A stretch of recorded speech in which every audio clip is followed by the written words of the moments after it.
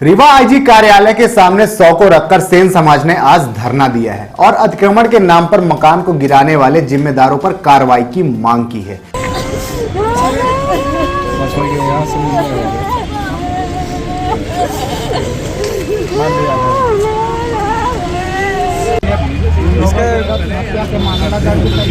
न्याय अब ये आपके हाथ में है। या तो हम लोगों को कहिए तो मौत के घर न्याय नहीं मिलेगा। आप लोग आप ही लोग बता दीजिए कि हम लोगों को क्या करना कारण क्या है कि FIR हो गया। समाज के लोगों का कहना था कि अगर उनकी मांगे पूरी नहीं हुई तो वह 100 का अंतिम संस्कार उप मुख्यमंत्री राजेंद्र शुक्ल के घर के सामने करेंगे। मेरी बच्ची है अन्नपूर्णा सेन, ये 16 दिसंबर को घर गिराया गया था, वहाँ सो रही थी। ये सीट वो था JCB, जब 3-3, 4-4 साल रहा है तो उससे क्या हुआ कि थड़थड़ाहट की टूटी, आवाज टूटी तो उससे डर गई। प्लस ठंडी में पन्नी के नीचे रहते थे, उसको ठंडी लग गई। अब यहाँ से हम आए हैं IG साहब के लिए। मेरा वो पूरा इनके बच्ची के ऊपर जो कार्रवाई इनके ऊपर नहीं की गई, सबलू मिश्रा, बबलू मिश्रा और शैलेश तिवारी के ऊपर तो कार्रवाई हम चाहते हैं। इनकी हत्या का मुकदमा दर्ज किया जाए। इनके वजह से ठंडी उन्हीं के वजह से लगी थी। घर यही सब गिरवाए हैं, अधिकारी लोग मिलकर गिरवाए। न्यायालय का आदेश था या फिर अपने? न्यायालय का आदेश नहीं था, ये अपने सब वैसे तहसीलदार, पटवारी, RI सब मिलकर गिरवाए। न्यायालय का आदेश नहीं था घर गिराने के लिए। समझौता वो हो गया था, दे दिया गया था, सब कुछ हो गया था। ये जबरदस्ती तहसीलदार साहब हो गए, पटवारी साहब हो गए, RI साहब हो गए, SDM साहब भी हो गए, सब मिले, बिछिया थाना प्रभारी भी मिले, सब ये मिल के मेरी बच्ची की मौत के घाट उतारे। अब इसका जिम्मेदार कौन होगा ये बताइए। हाँ, कार्रवाई की जाए उनके ऊपर, घर में नहीं की जाए तो इनके ऊपर कार्रवाई की जाए। नहीं, यहाँ से जब तक कार्रवाई नहीं होगी तो मैं यहीं बैठूंगा, अंतिम संस्कार करूंगा राजेंद्र शुक्ला जी के निवास में। हम अमर बहादुर सेन।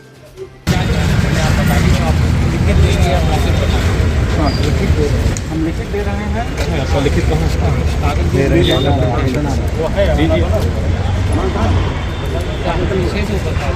अब सब कुछ पता है, धरना में भी है, धरना में बता दिए, सब पता।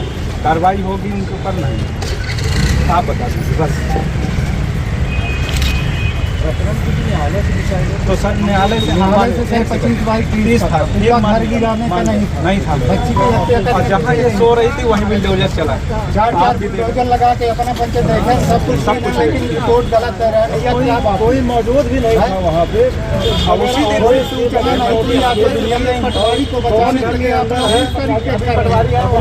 निकाल लो। कितने बार आप लोगों से निवेदन किए को बचाने के चक्कर में हैं आप, तो क्या चाहते हैं? FIR आज तक नहीं हुई, मकान गिराने में FIR होता है। न्यायालय के आदेश की अवहेलना हुई ना, न्यायालय के आदेश की अवहेलना हुई सर। जो है तो 40/30 का था। ठीक है, न्यायालय में चल रहा था, घर कैसे गिरा सकते? जब वो पूरा घर कैसे गिरा, न्यायालय में चल रहा था ना, तो उसके लिए सबलू मिश्रा जी के लिए न्यायालय नहीं था, मेरे लिए गरीब के लिए न्यायालय हो गया। आज न्यायालय ने मुझे ये दे दिया। नहीं दे रहे थे कब्जा, तो उनको भी न्यायालय जाना चाहिए ना। बस 2 महीने में धरने में रात दिन मैं इतना ठंडी गुजार चुका, निवेदन कर चुका कि सादा मैं ना दंड ना फंड ना कुछ, सिर्फ न्याय के लिए मांगा। आज न्याय हमको ये मिला। सर हत्या का भी प्रकरण दर्ज किया जाना चाहिए। हाँ जी, मैं न्याय लेके आया हूँ। आप ही अब जो है आपके हाथ में, तो आप निर्णय कर दीजिए। मैं हूँ जेल में, कर दीजिए। हम पे FIR कर दीजिए, हम पे वो कर दीजिए। आज वो हंस के घूम रहा है, यही शैलेश तिवारी आ रहे हैं, हंस रहे हैं वहाँ, है ना। यही जाके गिरवाए हैं, मौके में खड़े हैं सब। हम आपको वीडियो दिखाए, सब कुछ दिखा। आप बोले मेरे मौके का पटवारी नहीं गया, मैं आपको वीडियो दिखा दिया। आप बोले वहाँ के, अब वही जवाब देंगे। कहाँ गया जवाब देने वाले? आज ये हमको जवाब मिला है, घर से घर, मेरा पूरा धन दौलत, मगर मेरी एक ही चीज, ये बच्ची इसको भी आप लोग ले डूबे। तो आप क्या चाहते हैं कि हम लोग वही मऊगंज वाला काम करना स्टार्ट कर दें? मजबूर एक बाप, अगर हर इंसान का होता है कि अगर जो उसके इंसान से, अगर उसकी बच्ची, चाहे वो लंगड़ी हो, चाहे अंधी हो, चाहे लूली, हंसती खेलती बच्ची, डर के मारे यहाँ डॉक्टर भी लिख दिया, आप पढ़े लिखे, हम सब पूरी रिपोर्ट देने को तैयार है, यहाँ से भी दे दिया गया। ठंड के कारण निमोनिया होती है सर। अब आप लोग निर्णय कर दीजिए। हमने दरअसल 13 माह की बच्ची का निमोनिया के कारण उपचार के दौरान मौत हो गई।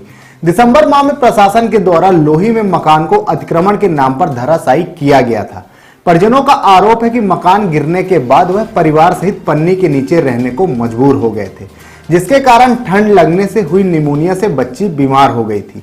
हालत बिगड़ने पर परिजन बच्ची को एम्स अस्पताल उपचार के लिए ले गए थे, जहां इलाज के दौरान बच्ची की मौत हो गई है। इस दौरान 2 माह तक अपनी मांगों को लेकर परिजन कलेक्ट्रेट कार्यालय के सामने धरने पर बैठे रहे और दोषी अधिकारियों के खिलाफ एफआईआर की मांग करते रहे। परिजनों ने कहा कि यदि कार्रवाई नहीं हुई तो उप मुख्यमंत्री के घर के सामने वह अंतिम संस्कार करेंगे। न्यायालय में क्या बात हुई थी और किस बात पर निर्णय? न्यायालय में 25/30 का समझौता हुआ था दोनों पक्ष में। इसके बाद जो है तो वहाँ राजीनामा करके इनको 25/30 हम दे दिए थे 25/11/2025 को 25 को। अब फिर इन्होंने क्या किया कि 16/12/2025 को हमारा पूरा मकान जाके गिरा दिए बिना किसी सूचना के, बिना किसी उसके। आज भी हम लोग पन्नी के नीचे हैं।